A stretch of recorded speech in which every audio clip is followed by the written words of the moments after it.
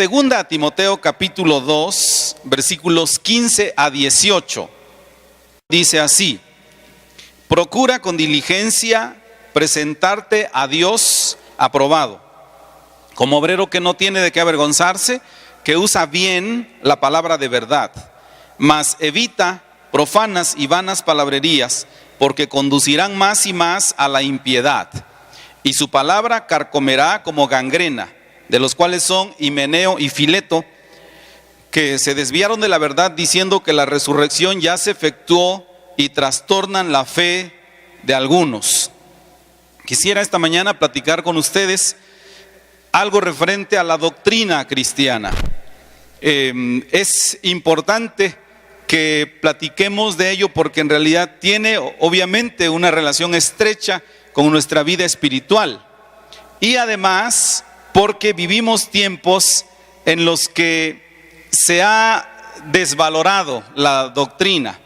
De hecho, es muy común que escuchemos frases, ahorita son tan comunes que las podemos oír inclusive de predicadores muy amados, que dicen: a mí no me importa la doctrina que usted tenga, lo que me importa es cómo usted vive. Otros dicen: no me gusta discutir asuntos de doctrina porque la doctrina es un estorbo para cosas más importantes como la integridad y la compasión. Obviamente suena bien la frase, pero ¿qué le decimos, por ejemplo, a Jesús cuando dice el Evangelio según San Juan capítulo 3 que se encontró con Nicodemo, que era un hombre que vivía bien? Porque la verdad de las cosas es que Nicodemo vivía bien. Y no me refiero que vivía bien en una alberca, ese tipo de bien. Me refiero que era un hombre extremadamente religioso, respetuoso. Era estricto en la observancia de muchas reglas que tenían en ese tiempo en la religión cristiana o la religión judía. Así que entonces no era importante para Jesús cómo vivía. ¿Qué habría dicho Jesús cuando alguien le habría dicho en el caso de Nicodemo? A mí no me importa lo que cree, lo que me importa es cómo vive. Pero Jesús dijo: no importa cómo vives, Nicodemo, no importa si eres muy correcto, si todo lo haces bien, importa qué crees. Porque en parte tendríamos que dar algo de razón a las personas que dicen: se ha gastado demasiado tiempo discutiendo sobre doctrinas. Es verdad, pero también es cierto que no hay asunto más importante sobre esta tierra que sepamos acerca de cómo entrar al cielo. Y eso es doctrina. La respuesta que nosotros demos a esto está íntimamente relacionada con el hecho de ir al cielo. ¿Iremos o no al cielo por tener el conocimiento correcto o por creer lo correcto? Nadie de nosotros irá al cielo si no tiene un conocimiento o un entendimiento básico del Evangelio. No es posible hacer eso. Ahora, como les digo, no es lo más común hablar de eso ahora. Inclusive uno puede tomar algún curso de eclesiología. No sé siquiera si se podría denominar así, pero bueno. Las personas que promueven este tipo de ideas dicen que una de las razones para la existencia de la iglesia es para satisfacer las necesidades de la gente. Así que entonces el cuerpo de líderes se enfoca en promover todo tipo de actividades que lleven hasta el punto de levantar a una familia que se está destruyendo, de levantar a las personas en el nivel empresarial, por ejemplo, darles consejos para que sus negocios prosperen. Y eso es bueno. Sin embargo, se les está olvidando que la necesidad más apremiante del ser humano es: ¿cómo voy al cielo? Entonces, si nosotros como iglesia estamos atentos a las necesidades de la gente, pero ellos, la gente, envueltos en todo tipo de ideas, la gran mayoría de ellas muy personales, no manifiestan como deseo las cosas espirituales. Por eso es que el apóstol Pablo dijo, ya no estén mirando las cosas de esta tierra, pongan los ojos arriba, donde está Cristo sentado a la diestra de Dios. Entonces la gente obviamente no manifiesta como una necesidad apremiante conocer las doctrinas del evangelio. De manera que toda conversación doctrinal se va hasta la quinta, séptima, novena opción en los diálogos de la iglesia. Y se cambia el orden, pero la gente, aunque no lo manifieste, necesita saber cómo se va a presentar, porque dice el apóstol San Pablo en Romanos capítulo 14, porque todos compareceremos delante del Señor un día. ¿Cómo nos presentaremos? ¿Con qué credenciales? ¿Bajo qué criterios nos presentaremos delante del Señor? Si solamente la gente está buscando éxito, y en ese sentido, hermanos, es que tenemos que asumir algo de responsabilidad. Porque, ¿por qué estamos aquí? Si solamente estamos aquí pensando que necesitamos tener éxito, es importante que usted sepa que el éxito aquí no garantiza el éxito en la presencia de Dios. Hablamos de éxito secular. Usted se vuelve un empresario y anteriormente era usted solo, pero ahora tiene 10 empleados. Usted cree que es exitoso, pero el éxito inclusive espiritual tampoco sirve de nada. Dice el Evangelio de San Mateo capítulo 7, muchos vendrán delante del Señor y le dirán, yo oré por enfermos y sanaban. O sea, ni siquiera que oraba y no sanaban, oraba y sanaban. ¿Y qué dice la Escritura? Que les dirá el Señor, lo siento, no los conozco. Apártense de mí. Nadie de nosotros podrá entrar al reino de Dios si no tiene la creencia correcta, la doctrina correcta. Pero los detractores de la doctrina, entre muchos argumentos, dicen que la doctrina no les gusta porque divide. Y obviamente uno no podría tomar la opción de simplemente negar, ¿verdad? No es cierto. Pero no es así, porque en realidad si uno lo piensa bien y nos dicen no nos gusta la doctrina porque la doctrina divide, entonces uno tendría que contestarles, bueno, realmente cuando estudiamos la doctrina nos damos cuenta que su propósito es dividir entre lo correcto y lo incorrecto, entre el salvo y el no salvo. Es decir, la doctrina no vino para permear en nuestras vidas generando un ambiente de unidad. La doctrina, cuando se observa como debe ser, nos lleva hasta ese punto, qué está bien y qué no está bien. Así que llegamos a la siguiente palabra que es importante en este tiempo. Esa palabra es discernimiento.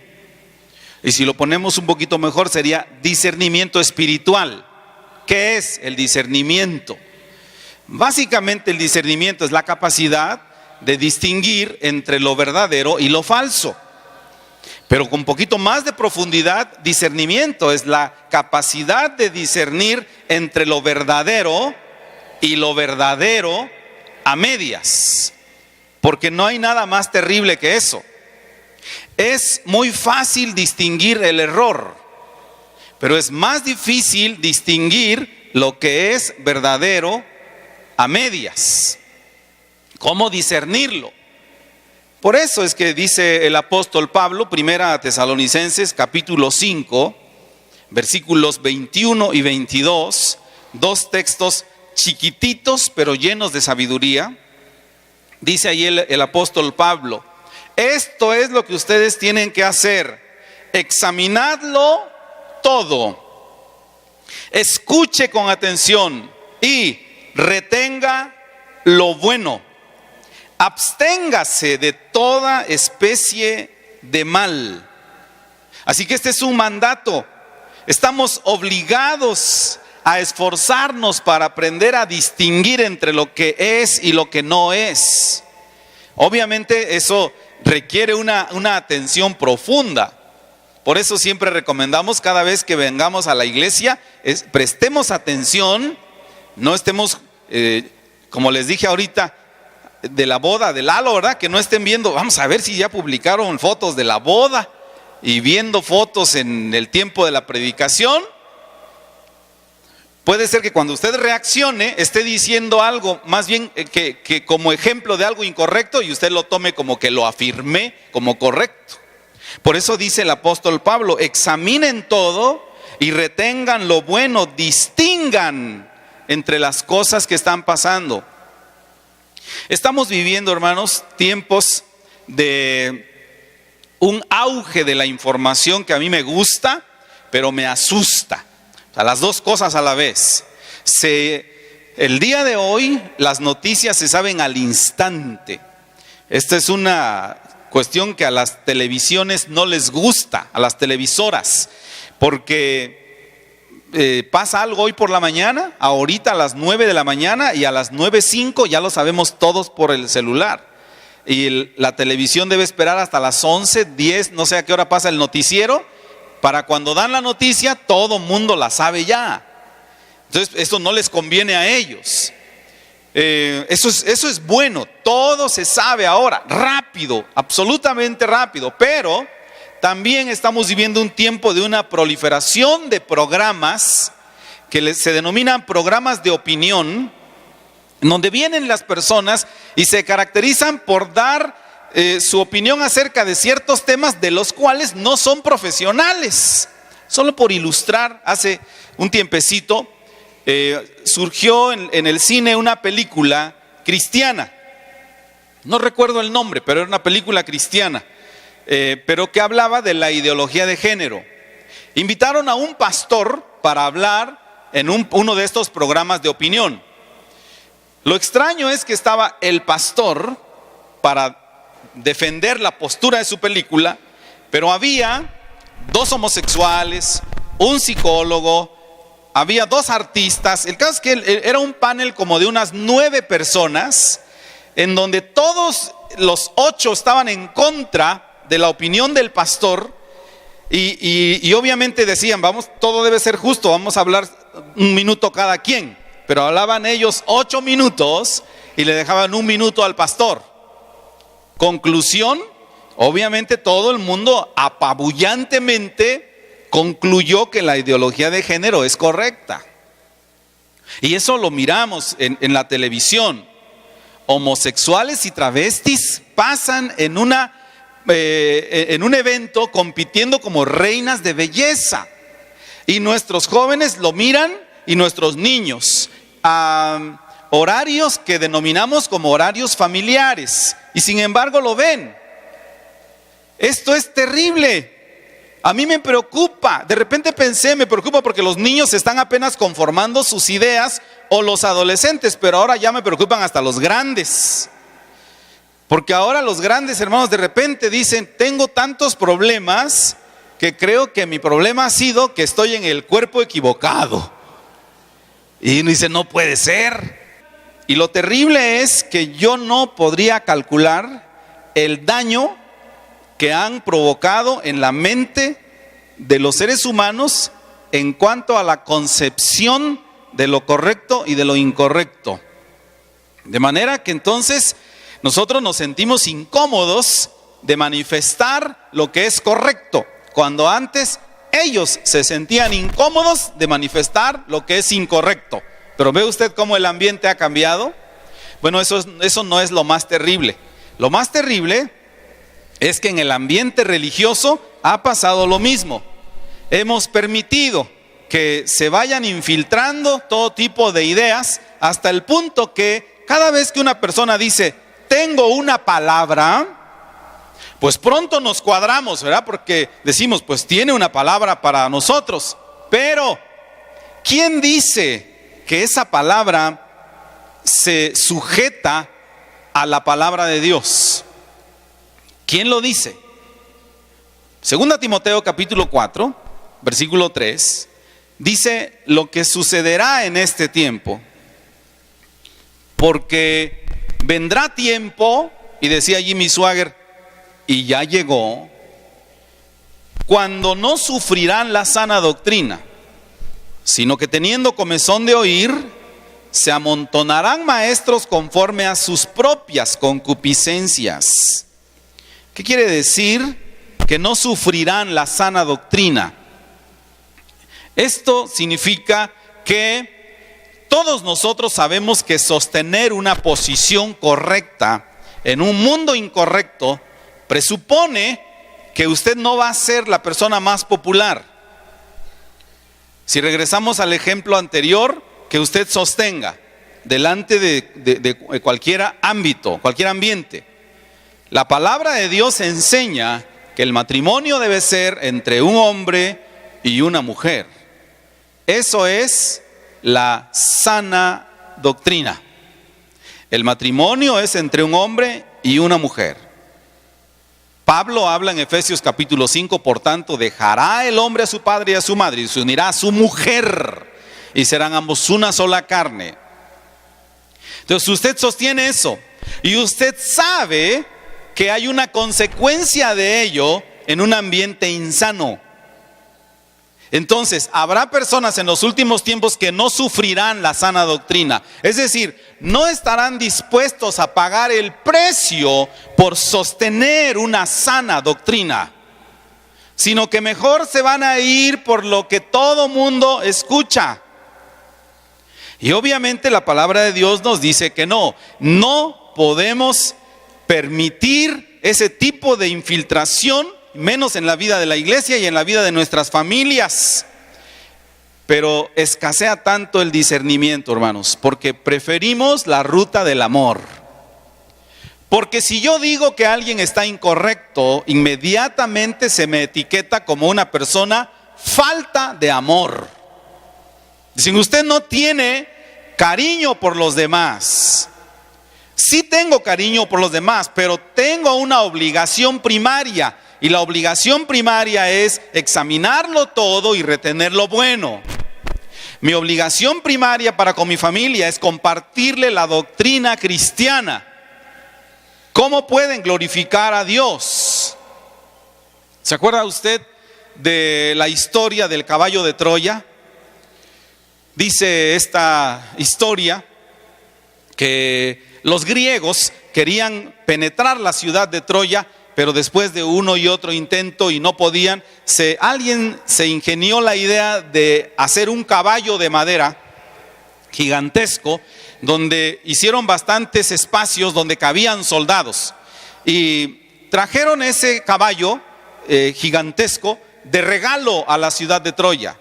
Entonces uno de los líderes le dijo al jefe: no reciban nada de los griegos, no importa cuántos regalos traigan, ellos no pueden cambiar. Pero dijo el líder: debemos ser nobles también y conceder que la gente cambia. Y metieron el caballo en la ciudad.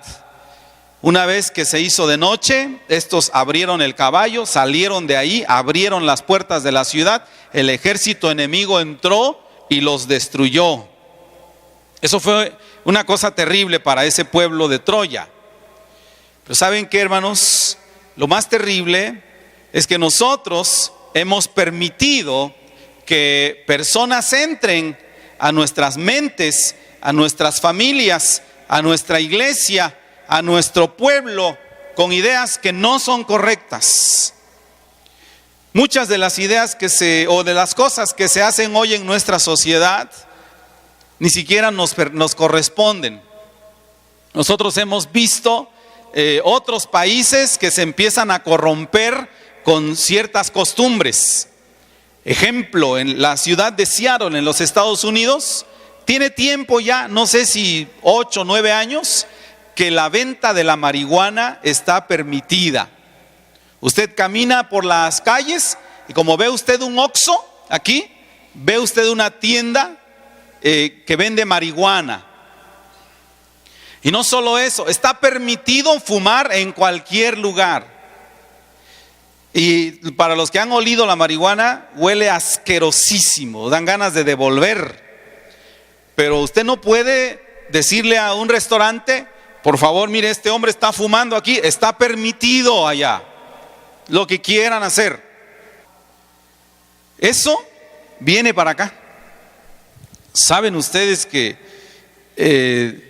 está en discusión el uso o la distribución de la marihuana, y uno de los principales promotores es el expresidente Vicente Fox, que ya en su rancho está condicionando para sembrar marihuana y venderla?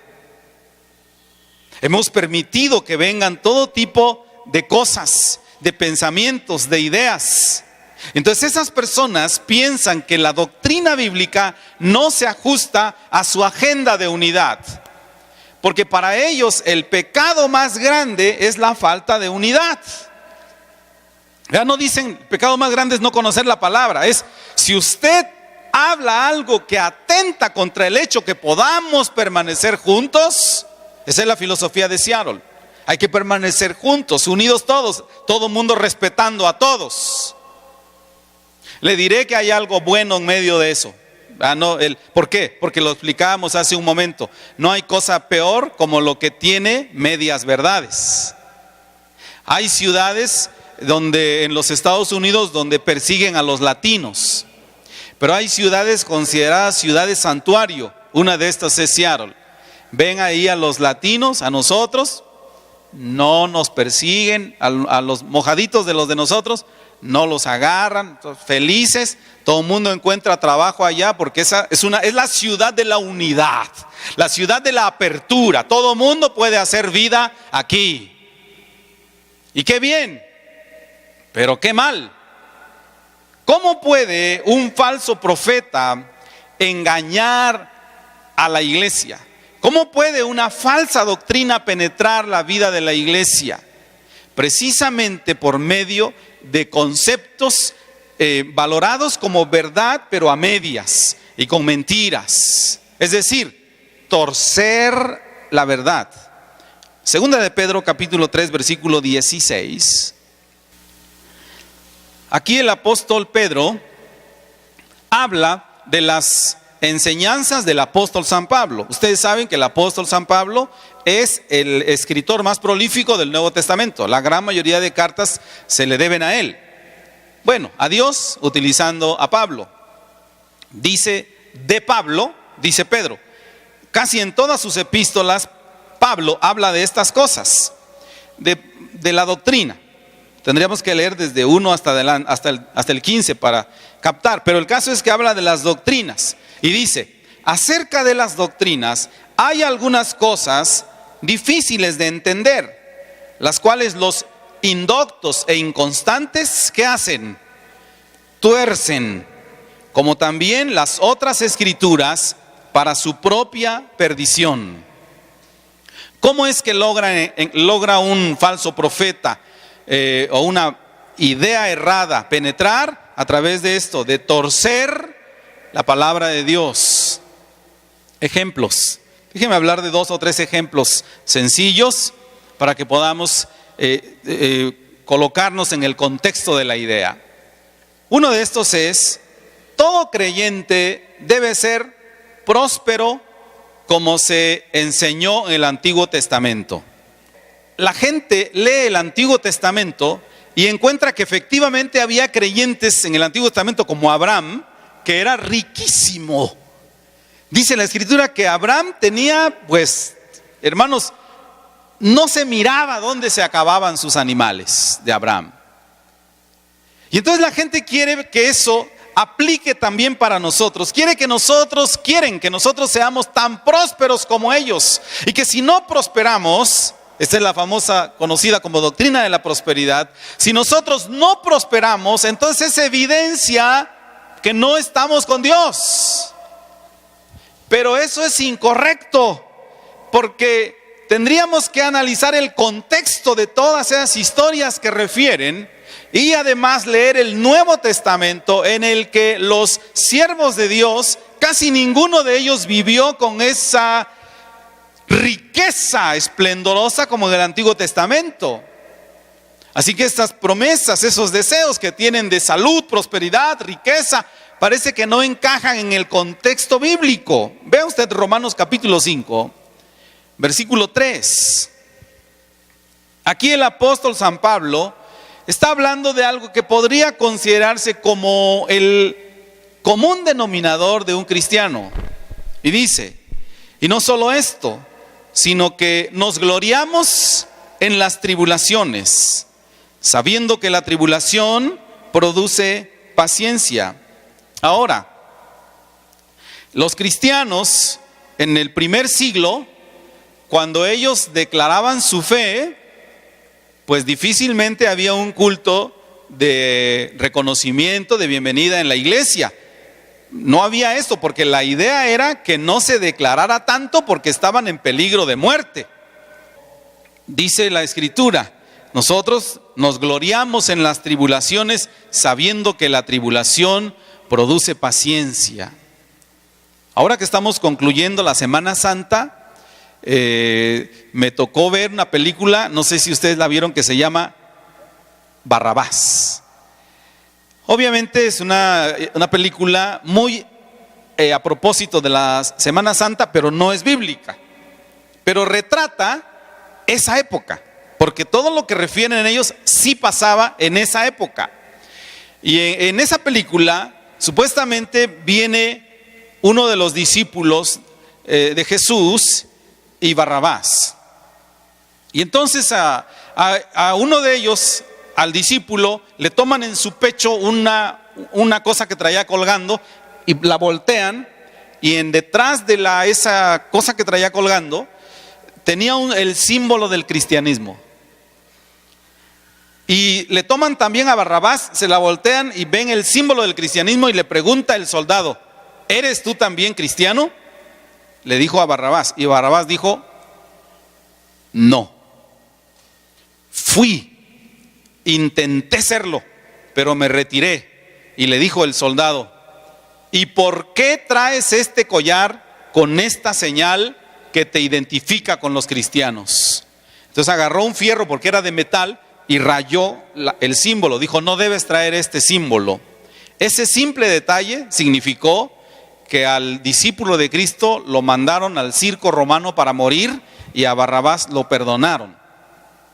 Es una película que refiere a esas épocas en las que los cristianos tendrían que pasar por muchas cosas para confirmar que ellos eran cristianos. Y entonces dice aquí el apóstol Pablo, pero esta tribulación produce paciencia, pero la paciencia produce prueba, pero la prueba produce esperanza, y la esperanza no avergüenza. ¿Por qué? Dice, porque el amor de Dios ha sido derramado en nuestros corazones por el Espíritu Santo que nos fue dado. Este es el tenor del Nuevo Testamento. Así que la prosperidad, seamos honestos, es muy bien recibida, porque ¿quién de nosotros no aceptaría ahorita que se le dijera, por el solo hecho de ser cristiano, queremos poner en tu cuenta 500,000? ¿Quién lo rechaza, hermanos? En honor a la verdad, ¿quién de ustedes dice, no, yo me mantengo puro? O sea, si el gobierno viniera y nos dijera, oigan, vamos a repartir, sería emocionante, ¿no? ¿Qué haríamos si vemos toda esa propuesta del mundo? Obviamente, pues nosotros pensaríamos, está bien, ¿verdad? Es bien recibida. A nuestra carne le gusta la prosperidad. Nadie de nosotros está a gusto viviendo con deudas, porque esas deudas nunca bajan, siempre suben. Pero no es bíblica. La doctrina de la prosperidad no es bíblica. No porque haya muchos que la creen y muchos que la proclaman, no por eso es bíblica. Hermanos, un concepto, sin importar si lo proclaman millones de personas, no se convierte en verdad. La verdad es un principio que no está sujeto a las votaciones de la gente. Así que nosotros lo que tenemos que hacer es ajustarnos a lo que la Biblia dice. ¿Qué pensaban los hermanos en ese tiempo? Los hermanos pensaban, oigan, ¿y los ricos en realidad irán a ser salvos? Si no, ¿por qué les dijo Jesús, Mateo capítulo 19? Otra vez les digo, es más fácil pasar un camello por el ojo de una aguja que un rico entrar en el reino de Dios. Es decir, los hermanos en ese tiempo dudaban que un rico iba a ir al cielo, porque para ser rico generalmente había hecho cosas malas. Y hoy no es diferente, hermanos. Hoy no es diferente. Dicen los que venden gasolina, ¿no? Vamos a tener un lugar donde vender gasolina. Vendemos 5% comprado a la paraestatal, 95% comprado de huachicol. Y entonces es una riqueza mala vida. Pero pues todo mundo lo hace. Pero nosotros tenemos que ajustarnos a lo que la Biblia dice. ¿Cuál es entonces la filosofía de nuestro Señor? Lucas capítulo 9 versículo 58 dice que casualmente el Señor Jesús le habló a la gente y dijo: ¿ustedes quieren venir conmigo? Porque si quieren venir conmigo les voy a aclarar algo: el Hijo del Hombre no tiene dónde recostar su cabeza. Entonces, ¿qué es lo que ustedes desean? Segundo, hay filosofías, les decía, que se riegan y que son muy fáciles de creer. Toda enfermedad es del diablo. Si toda enfermedad es del diablo y a nosotros, según el Evangelio, según San Mateo capítulo 12, se nos ha dado todo poder y autoridad, entonces nosotros podemos sujetar al diablo y reprender toda enfermedad, porque toda enfermedad es del diablo. Y la podemos sacar sin necesidad de arrepentimiento. El único que tiene autoridad absoluta, indiscutible sobre el diablo es Dios. Es el único, no nosotros. Nosotros debemos tener mucho cuidado, son cosas con las que no se juega. Estamos parados en Cristo Jesús, pero siempre debemos tener el sustento de tener el respaldo de Cristo, la cobertura de su sangre y hablar en su... Fuera de esto, usted y yo no podemos hacer nada contra Satanás. Entonces, ¿qué pasa? Que nosotros generalmente somos muy dados a aceptar esa filosofía, especialmente si estamos enfermos. Y alguien viene y nos dice: yo voy a reprender y voy a sacar. Y dicen: pues está bien, ¿verdad? Nos gusta en ese momento. Porque algunos no sufrirán la sana doctrina. Es decir, no van a decir: ¿sabe qué? No haga sobre mí declaraciones que no le competen. Pero una cosa es decir eso cuando estamos sanos y otra cuando estamos enfermos. Pero espéreme, Señor, no haga sobre mí declaraciones que no le competen, porque yo solo creo en la palabra de Dios. Según a los Corintios capítulo 12, dice que el mismo apóstol San Pablo recibió un aguijón. Algo dice él mismo, versículo 7, acerca de lo cual vine con Dios y le dije 3 veces que me lo quitara, y me dijo que no. Y me dijo nada más: te doy mi gracia para soportar la prueba. Con esta gracia vas a poder resistir hasta el final. Ahora, ¿saben hasta qué punto llegó el apóstol San Pablo? Hasta morir. Realmente no encontramos en la Biblia ninguna indicación que el Señor le dijo en ese momento: Pablo, discúlpame, no te puedo sanar, pero que al final lo sanó. No hay esa referencia. Parece que Pablo murió así. Y además, un apóstol de Jesucristo auténtico. El apóstol Pablo defiende su apostolado y les dice: miren, todo lo que ha pasado tengo que demostrarles que yo soy un apóstol, quizás al último como un abortivo, pero soy un apóstol y ustedes no me lo pueden negar. Y aún así, con esas credenciales, no recibió la sanidad. Otra de las creencias comunes es que hoy Dios está hablando continuamente a personas que tienen un alto nivel espiritual. Esos son los profetas o los líderes o los iluminados o qué sé yo. De suerte que lo que se ha logrado con esto es que las personas crean que el estudio de la Biblia es innecesario. Porque para eso tenemos a estas personas que dicen: tengo una palabra para usted. ¿Saben cómo podríamos hacer un ejercicio ahorita? Ahorita usted podría saber: ¿trajo usted a la reunión una Biblia? Si usted trajo una Biblia, lo aplaudo. Si usted no trajo una Biblia, es porque usted le está concediendo al enemigo eso de, hay alguien que me va a dar una palabra. Y confío que esa persona me va a dar una palabra buena. Pero ¿cómo lo corrobora? ¿Cómo lo sabe? La única manera es leyendo la palabra de Dios. No todas las personas que nos dicen, le voy a dar una palabra, no todas esas personas conocen la hermenéutica, la interpretación de la palabra de Dios. La infiltración de personas cumpliendo oficios que no les tocan no es algo privativo de los abogados, médicos, arquitectos, es algo también el reino de Dios. ¿Saben qué, hermanos? Bajo la sentencia Dios me dijo, se han cometido muchos errores, inclusive entre nosotros. Yo tengo mucho cuidado con eso, muchísimo cuidado, porque Dios me ha dicho a mí muchas cosas, muchas, infinidad. Yo, hermanos, no acabaría de decirle las veces que me ha hablado Dios, pero de las veces que me ha hablado, siempre me ha dicho algo que estaba en la Biblia. Es decir, solamente el Señor me habló para llevarme a la palabra, para saber lo que estaba escrito allí, no para algo distinto. Así que si decimos, pues Dios me dijo, tenga mucho cuidado, a menos que eso que le dijo tenga concordancia con la palabra de Dios. Apocalipsis capítulo 22, versículo 18 y 19. 22, 18 y 19. Yo testifico a todo aquel que oye las palabras de la profecía de este libro. Si alguno añadiere a estas cosas, ¿se da cuenta? A lo que viene aquí. Dios traerá sobre él las plagas que están escritas en este libro.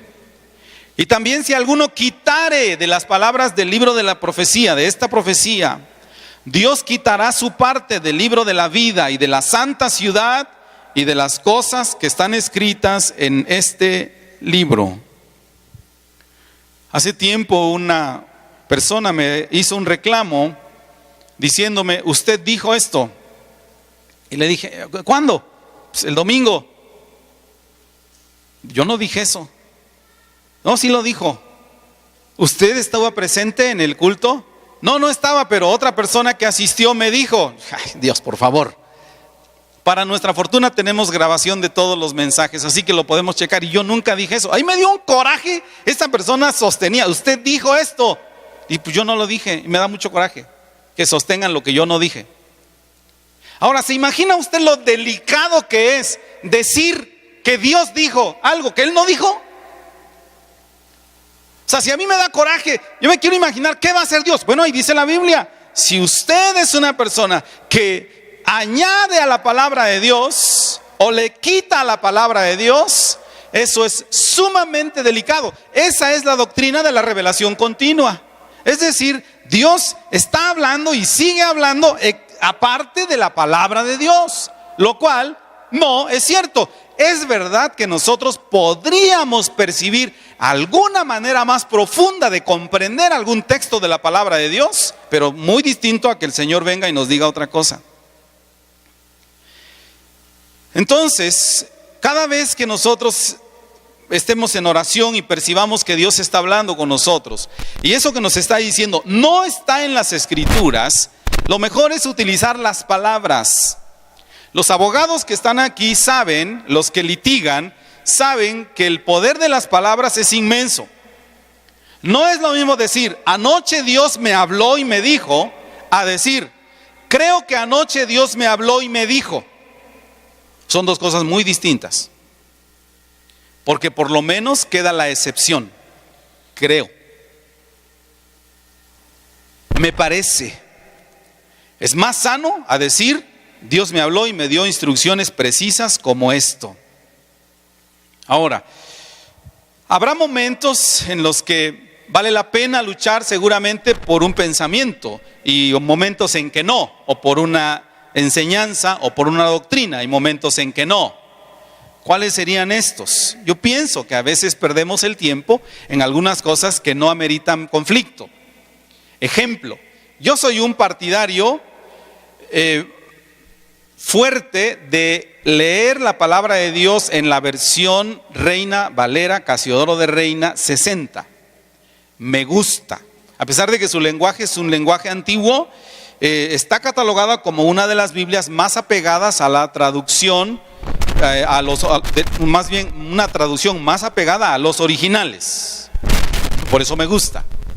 Pero hay personas que utilizan la versión, creo que del día se llama, la más moderna, ¿no? No, hay una más de que habla, hasta ya mero dice chale. Esa versión es muy moderna, muy moderna. Y yo veo que algunos la usan y digo, me da un poquito de cosa, pero digo, bueno, yo no me voy a poner a discutir con esa persona porque eso no es una doctrina que mueva la vida de la iglesia. Pero tenemos que volver a los principios básicos. La doctrina enseña que para eso hay que manejar un pensamiento antitético. El pensamiento antitético quiere decir que si yo sostengo algo, de automático niego algo. Que no puedo permanecer sosteniendo algo y aprobando lo otro. Porque eso sería, si nos regresamos a lo que dice Pablo, eso sería no sufrir la sana doctrina. Si yo creo que la Biblia es la única palabra de Dios y que no hay más, entonces de lógico yo creo que la Biblia que utilizan, entre comillas, los testigos de Jehová, que no se llama Biblia, se llama Traducción al Nuevo Mundo de las Sagradas Escrituras, no es correcto. Si yo creo que la Biblia es la palabra de Dios, entonces para mí el libro de Mormón, la perla del gran precio y doctrinas y convenios no es correcto. Ellos no pueden argumentar que tienen la palabra de Dios. Y esto como ejemplo, todas las veces que nosotros sostenemos algo, suponemos y afirmamos que lo otro es incorrecto. Hay doctrinas, entonces, en la palabra de Dios que no son negociables. Gálatas capítulo 1, versículo 8 y 9. Dice el apóstol San Pablo: aun si fuera yo, aun si nosotros o un ángel del cielo les anunciara otro evangelio diferente del que les hemos anunciado, sea anatema. Como antes ya les había dicho, ahora se los repito: si alguno les predica un evangelio diferente del que han recibido, sea anatema.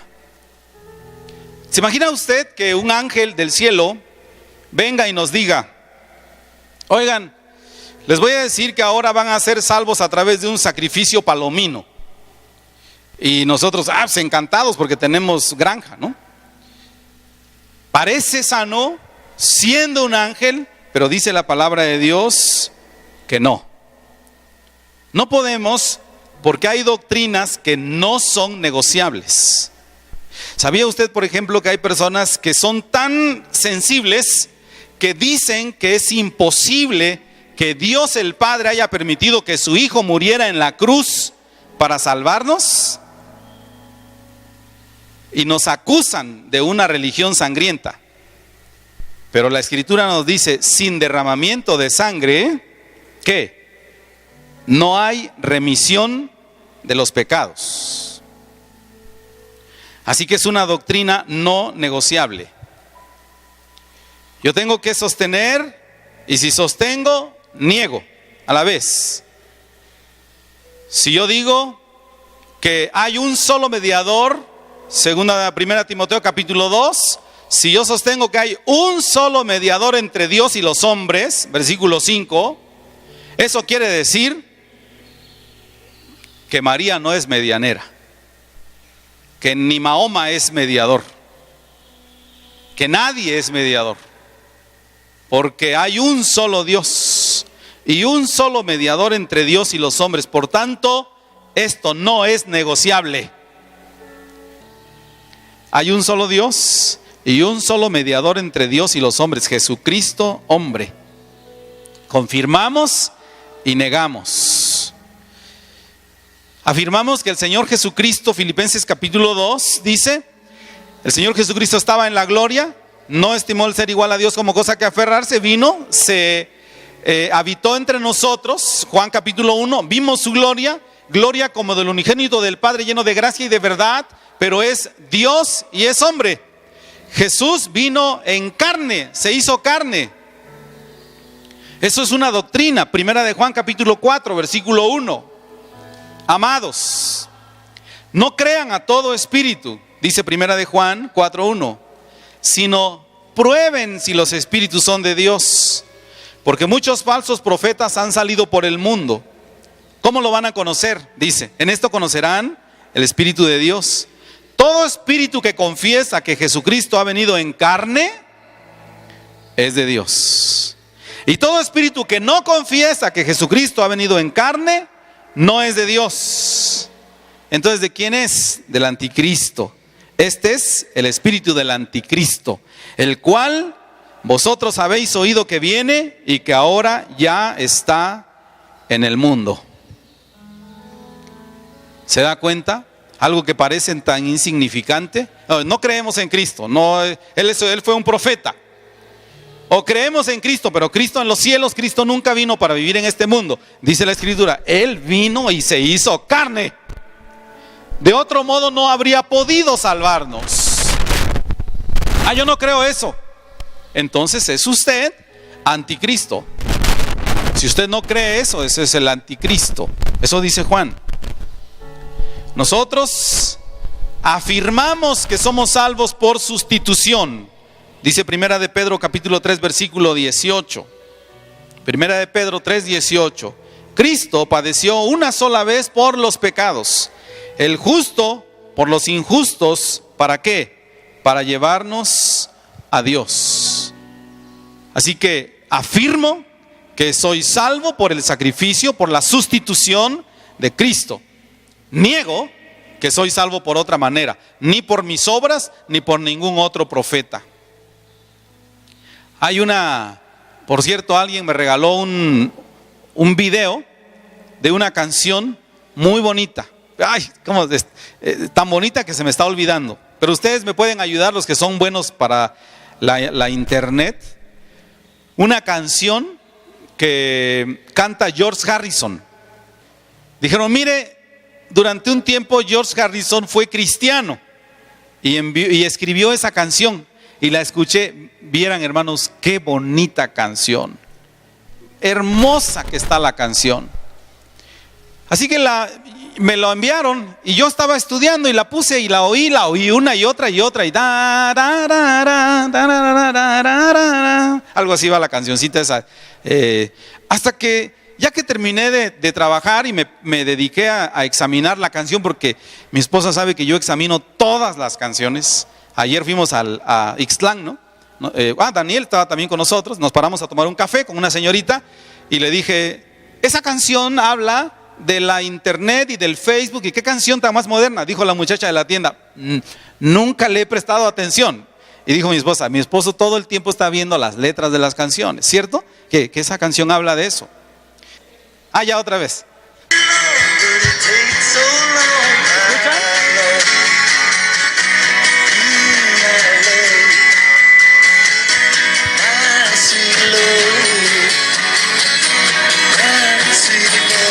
Bien, que está hermosa la canción, todo lo que dice la canción, mi dulce Señor. Pero ya hasta el final, hermanos, que les decía que me puse a examinar en el corito, pero se distingue poco que dice Krishna. Y todo el tiempo está hablando de Krishna. Eso es una religión, hasta donde entiendo, hindú, ¿verdad? Y de repente, cuando noto esa canción hermosa, dije, no, ya se le fue toda la hermosura. ¿Por qué? Porque nadie, absolutamente nadie puede tomar el lugar de nuestro Señor Jesucristo. Si hay un solo Dios y un solo mediador, si yo fui salvo porque dice Pedro, el justo por los injustos para llevarnos a Dios, entonces ni Mahoma, ni Krishna, ni nadie, ni María, ni Pedro, ni José Smith, ni Elena G. de White, ni... ¿cómo se llaman los barboncitos? los bajáis, ni los bajáis, nadie, absolutamente nadie. Solamente nuestro Señor Jesucristo dio su vida por nosotros. Entonces otra vez el pensamiento antitético. Yo confirmo, pero cuando confirmo, niego. Entonces, vayamos a algo bien práctico de los días de hoy. El matrimonio es entre un hombre y una mujer. ¿Confirma usted eso? Entonces niega todo lo demás. Aunque uno diga, es que es un primo mío, pues ni modo, está chueco. Nosotros, hermanos, debemos ser como el apóstol Pablo dijo en 2 Timoteo capítulo 1 versículo 12, yo sé bien en quién he creído. Yo sé bien en quién he creído. Y estoy seguro que es poderoso para guardar mi depósito para aquel día. Yo sé bien. Pregunto, ¿sabe usted bien en quién ha creído? Debe permanecer firme en Cristo y contra toda corriente, hermanos. Ninguna corriente es aceptable, sino únicamente nuestro Señor Jesucristo. Vamos a orar. Padre Santísimo, a ti te damos toda gloria en el nombre de Jesús.